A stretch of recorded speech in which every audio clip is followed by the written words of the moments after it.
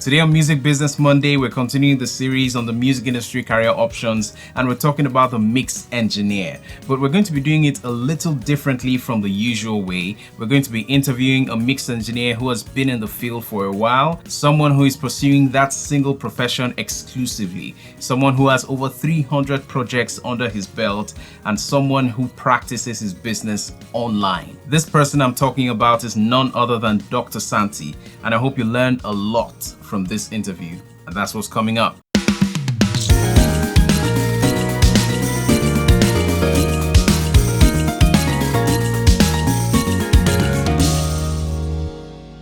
So you're welcome, DoktorSanti. Thank you. It's an honor to have you here at Music Business Monday. Thank you so much. And Thank you so much. I hope to learn so much. Thank you so much, man, for taking our time to join me here. Thank you so much for having me on Akurios. I'm really happy to be a part of this. I really appreciate it so much. What you're doing is amazing. I think creating amazing content for Nigerian, especially for the Nigerian context, is so amazing. Big ups to you. Keep on doing the amazing work, man.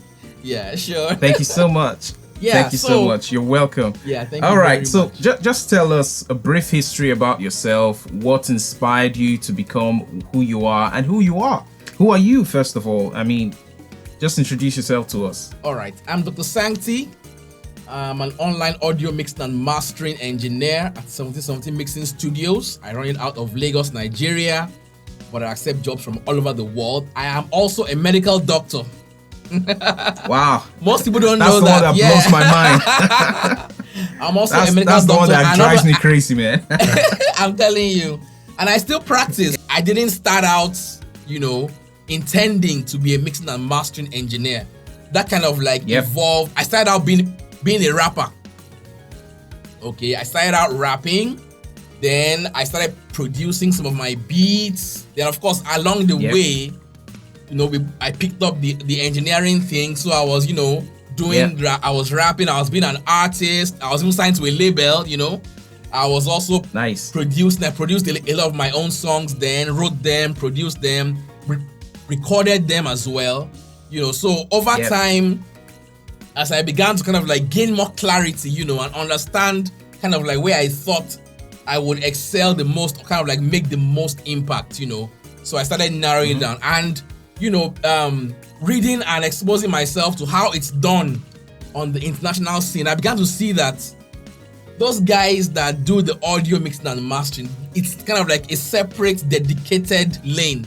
So I was like, wow, so you mean that somebody, could also be a full-time doing only audio mixing and mastering. So when I kind of got exposed in that line, I said, wow, I think I would like to kind of toe this line and be known, for that. And it's been a journey. It hasn't been an easy one, obviously, but when you're focused that intense, crazy focus, it kind of gets you far. So I went on a journey, read my read my eyes out, just kind of trying to really understand, how this thing is done at the international world-class level.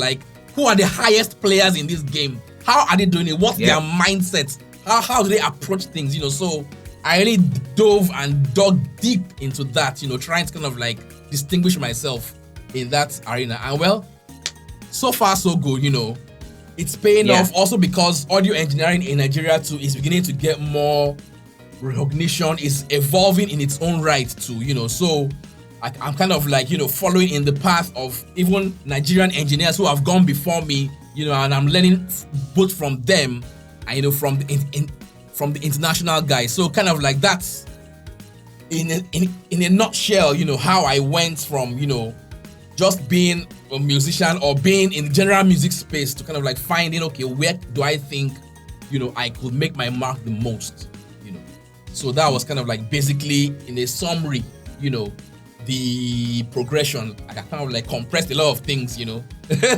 Yeah. I know we'll never have enough time to really talk about how you started and how, the doors opened for you and why you took the decisions you took. But that's amazing, and that alone is very inspiring.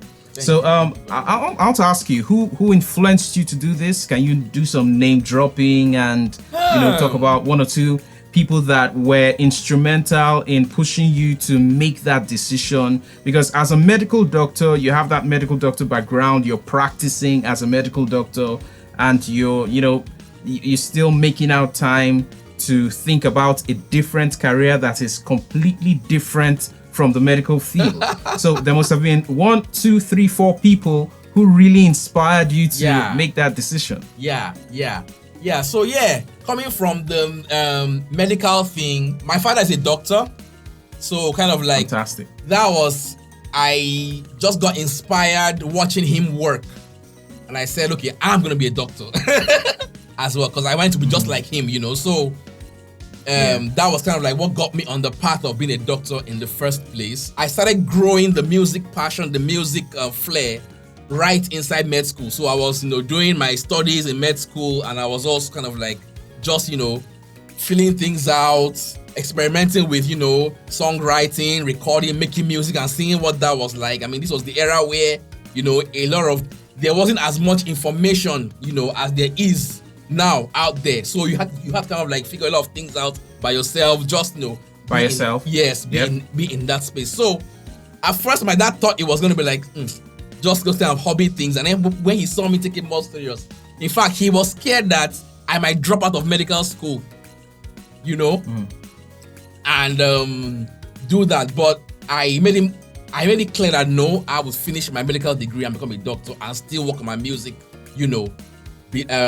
alongside all that. So, and he watched me and he saw that I was serious, and he gave me one advice. He said, look, let me tell you one thing. Anything you want to do, make sure you do it up to world-class level. Like, so it's not just about doing music. You must do it to a level where you can stand anywhere in the world and, be confident in your craft. And I was like, wow, that kind of stuck in my brain. Like, okay, fine. So what part of music do I think I could do to that level? And I had to do some searching. At that point, I was doing it all. Kind of like I was the... So I had the studio running. I was having clients. They will come in. I will take voice. I will produce. I will mix. I will master. Do all that. And still kind of like create my own music. And so I was that kind of like the Gbogbo hero, the jack of all trades. Yeah. So, but when he told me, I said, what can you do that can, take you to the world-class stage? Think of it in music. And I sat down and I thought.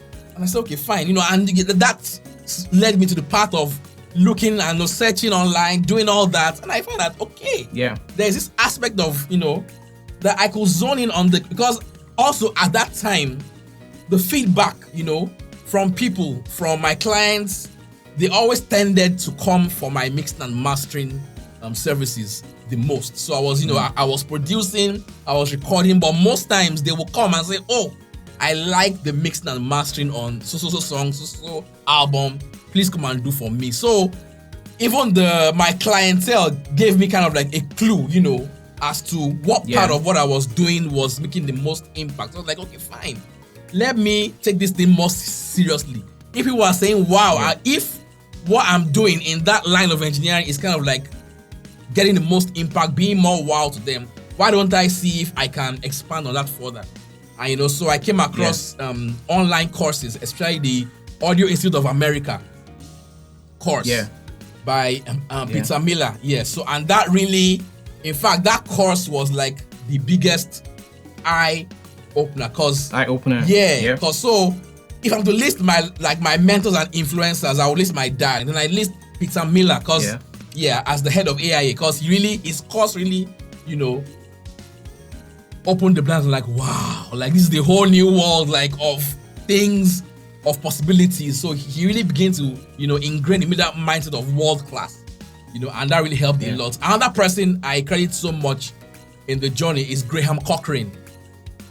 Because, I mean, that guy was like a godsend to people like us who kind of like didn't have a clue what we were doing, but we had a passion for audio. But so many questions, so little answers. You get. So he was like, his content, everything he did, said was like, you hang on to like every word, of what Graham says, cause like he's just telling you like, what you need to hear as a home recording guy. He really understood the struggles and the challenges, facing, especially, here we are in Nigeria, I mean, we are just struggling in a lot of things, figuring this out, figuring that, and he just kind of like gave clarity, gave a lot of backbone that, okay, fine. First of all, you don't need to have all those expensive, millions of dollars worth of gear before you to just start. Just get started. Yep. Then of course, with time you will know what to buy, but just get started, and that was the most important. Just get started. Yeah, mentality that just get started with what you have, and then improve. So Graham was a very, very influential, should I say, mentor figure. You get. Followed by that was Dave Pensado when he started Pensado's Place. That was another because he was an industry guy, so he had all the industry links. So by that he brought people like CLA, that's Chris Lord Alge for interviews and things. So, and they will tell you how they worked on hit records that and okay, wow, wow. So I mean, your mind just keeps getting wow, this is the process, and you can't. To get the results, you must understand the process. You must understand it very deeply. So when you meet with the people, who are actually, responsible for the results you're hearing, and you kind of go deep into their mindset, then you get, what I'm saying, how they think, and apply that into your own context, and it helps so much. And who else? So that's in the international space. If I want to talk about mentors in the Nigerian space, I will talk about Mixmaster J, very, very amazing mentorship figure. I'll talk about Suka Sounds. I'll talk about Swaps, because those guys, I've sat under them, and because it's one thing to have all this amazing knowledge and all that from the abroad, but we are in Nigeria. Things are a little bit in Nigeria. So these guys were able to kind of bring all these wonderful things from the American world and kind of balance it out with Nigerian context.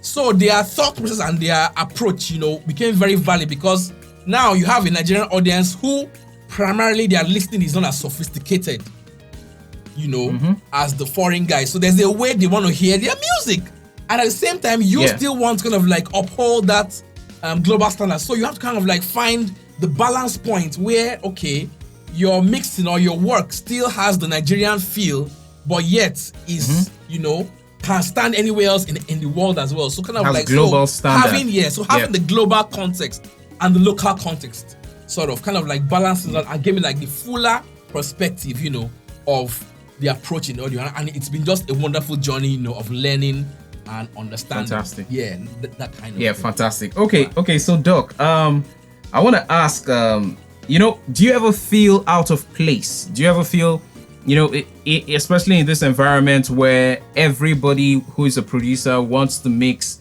wants to master, wants to even be an artist at the same time? Do you ever feel out of place when you're in, circles of, audio practitioner circles, and you're trying to introduce yourself or talk about what you do? I know you have a forum, and we'll talk about that later. But do you ever feel out of place or feel strange about what you do, that you just picked one aspect of the music production phase? Well, not really, because I was opportuned to have people. I mean, I'm not the first to do it.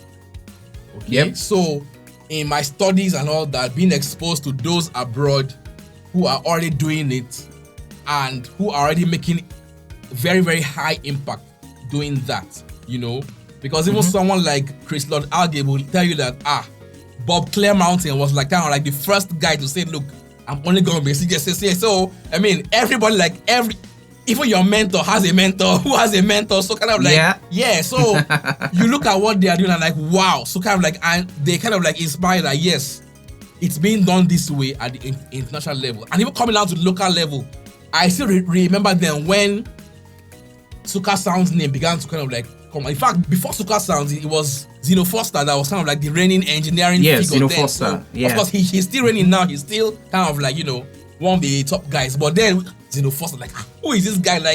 Mastering records and stuff. Who is this guy? You get? And it seems he doesn't produce. He just does the engineering part. So we started getting curious about that. Then Suka Sounds came up and his name started going. I'm like, okay.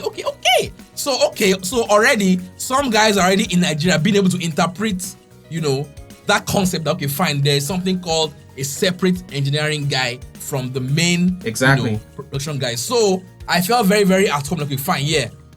What if I venture out in this line? I won't be seen as I mean, who are you? Exactly. So I felt I was in good company. Yeah. So it's very important for people to realize that, young people coming up in the industry to realize that being an audio engineer or strictly pursuing the mixed engineer career path is not out of place. It's not out of place. There are many people in this part of the world and in several parts of the world who have pursued just this specific career path, the mixed engineer and the mastering engineer. Today we're just talking about the mixed engineer. Exactly. And so, we've dropped some names here: Suka Sounds, Zeno Foster, and even Mixmaster J. Yeah. That's another amazing person that you all would love to meet. But it's important that, just like Dr. Santi has said, that you understand that people have been there before you. Exactly. Someone has done exactly what you are trying to do. So it's not strange at all. Let's get down to business now. How does someone who has no experience in mixed engineering, in audio engineering, what are the things the person needs to know? I'll talk about my own path, and I also found out that I'm not alone in this path. A lot of people who eventually became strictly mixed and mastering engineers had told a similar path. I found out later on. Even Peter Miller, of the AIA school, also had told a similar path. First of all, for a person coming in, he or she should understand that audio engineering or audio mixing and mastering is part of a broader spectrum, of the music production process.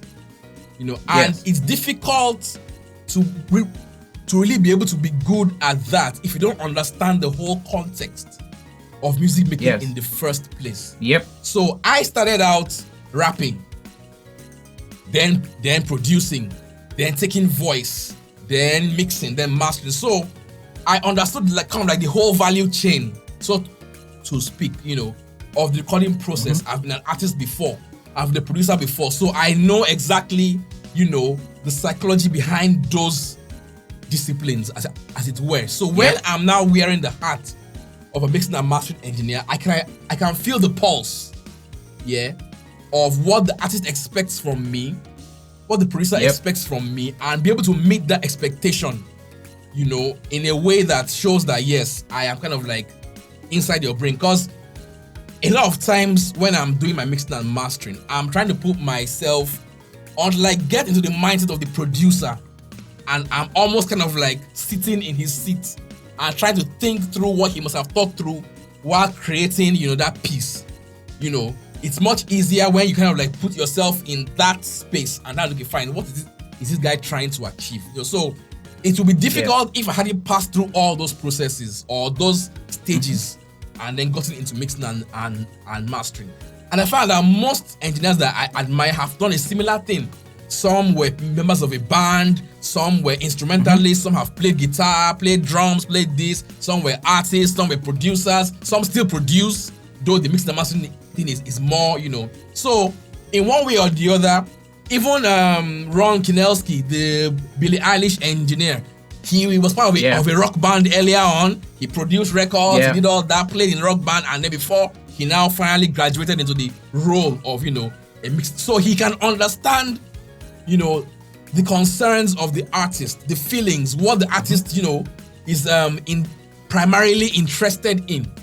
And so a lot of them, like Dave Pensado too, I think he played bass or something like that, or played guitar. So a lot of them like guitar, that have come from the background where, they have, played this or played that, or, so by the time they're getting into the mixing and mastering space, they have a very, very, very good holistic, view of all those other roles,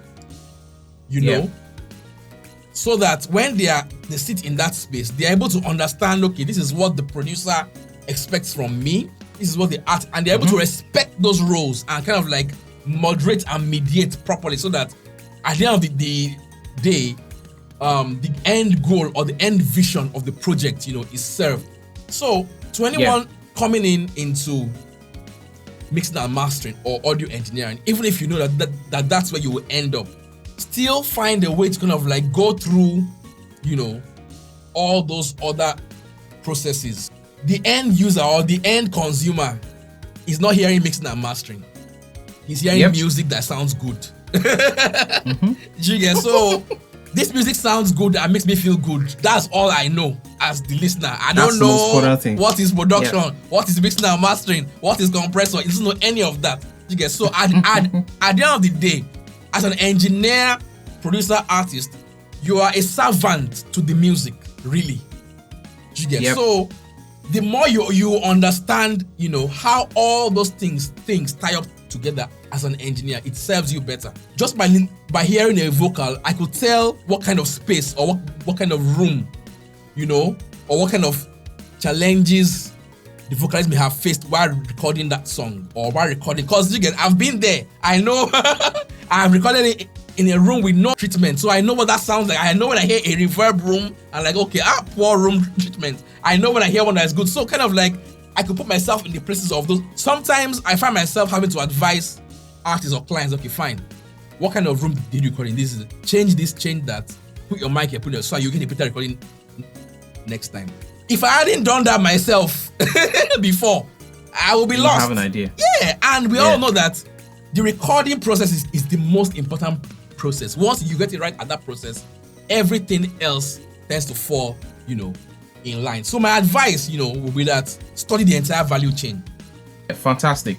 Now, I'm going to ask you some things about the technical aspects of being a mix engineer now. Yeah.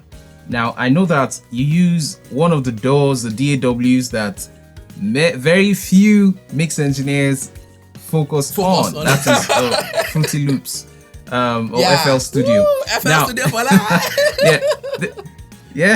FL Studio gang. Yeah. Now, all right. So, what do you think are the most important factors when it comes to technically delivering as a mix engineer, in terms of using the tools, in terms of processing the audio files and approaching a mix before you? What do you think are the most important factors that you need to pay attention to when addressing a mix? Yeah.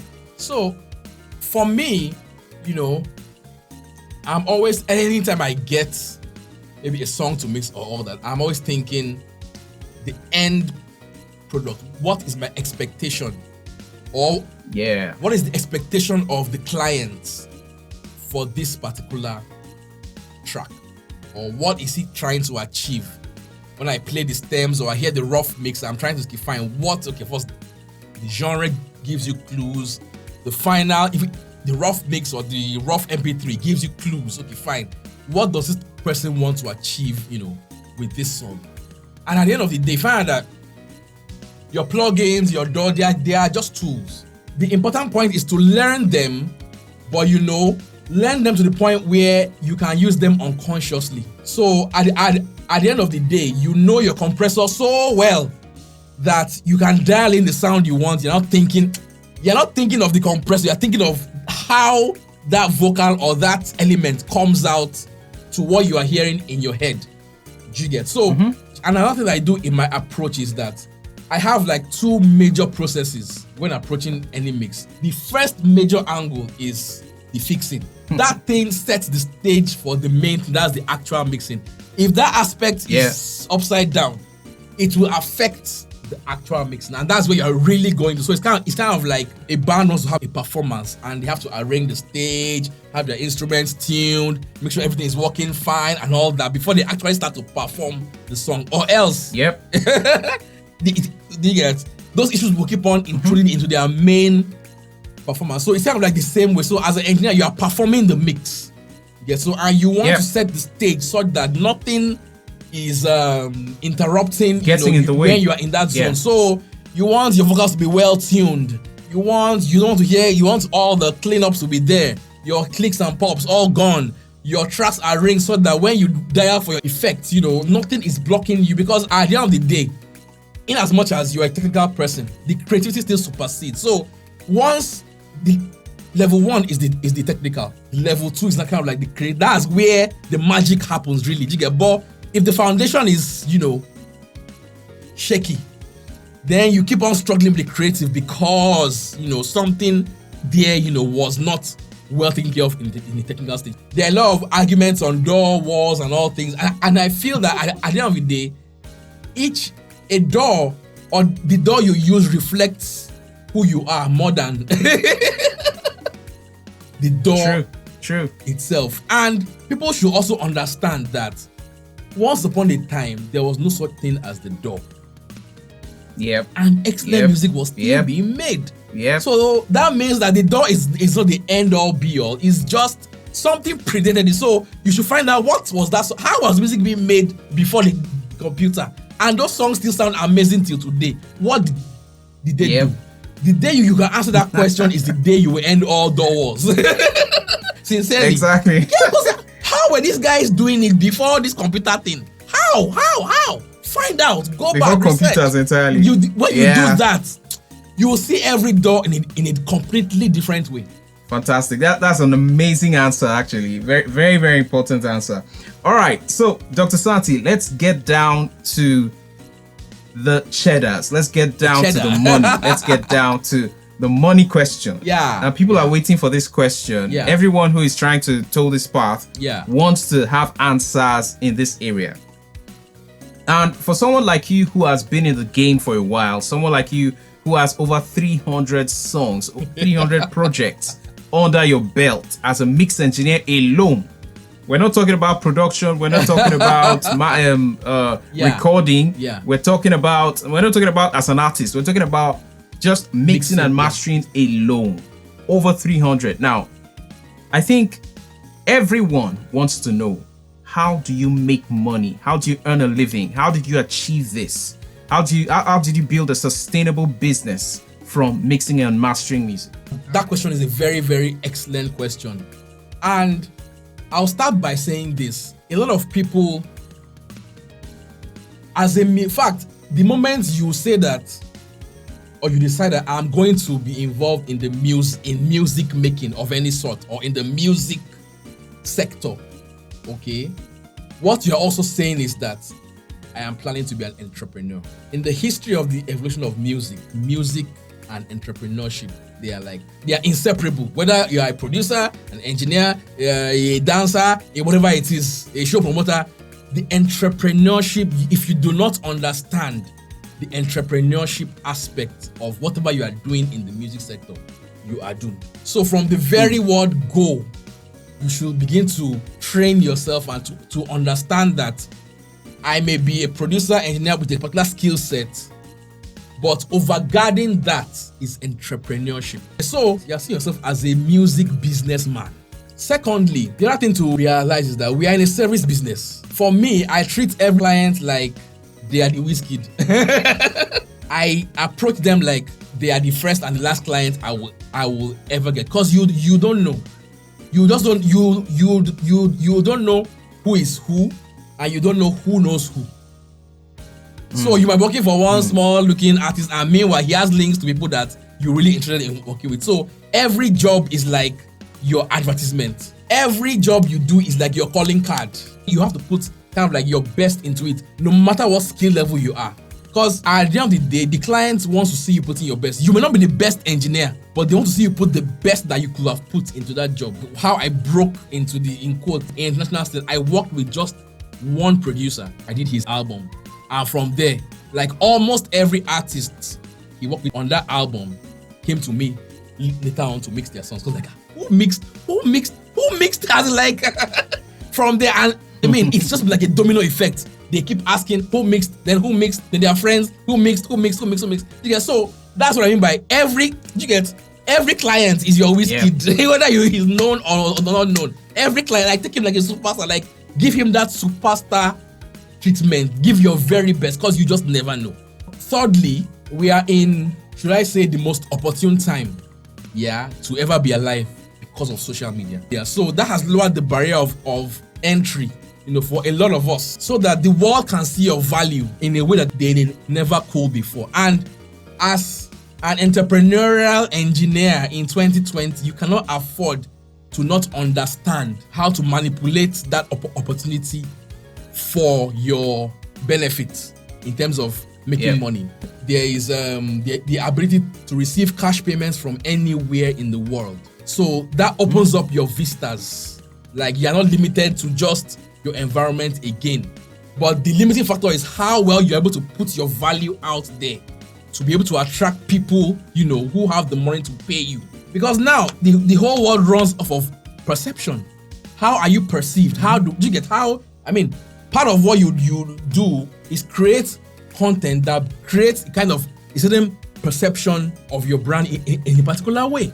You get so when they see and say, Akurios, they are just seeing you as, okay, that guy that produces that. This is a guy that is loaded with information, he's a loaded person. So when you go and meet him for your work, you know that you are getting you are getting serious value added, because clearly he has put himself out as a person that is well-rounded and authority, in music, so he can handle your project to the best and highest quality. And that's all people need to see these days, that look, this person, because at the end of the day, as an engineer, you're solving a problem. You have to be clear in your mind whether I can deliver for you or not.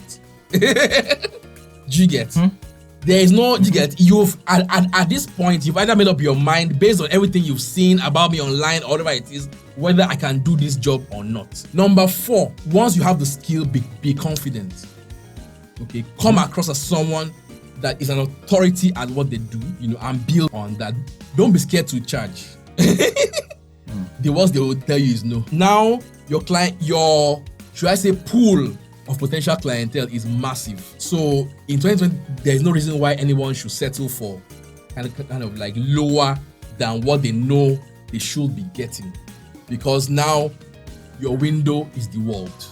Alright, if you have any questions about the mix engineer or mix engineering, or you have a question for Dr. Santi himself, go ahead and drop the question in the comment section of this video, or reach me via social media, and I'm going to attach Dr. Santi's details also, so you can reach him for any questions or clarifications, and that would be fantastic. If you like the video, go ahead and tap the like button, give me a thumbs up, and if you haven't subscribed to the channel, I don't know what you're waiting for. Go ahead and subscribe to the channel now and tap the notification bell so that you're notified when there's new content. Okay, so from me here at Salem 7 Studio, I'm Akurios, and I'll see you next time.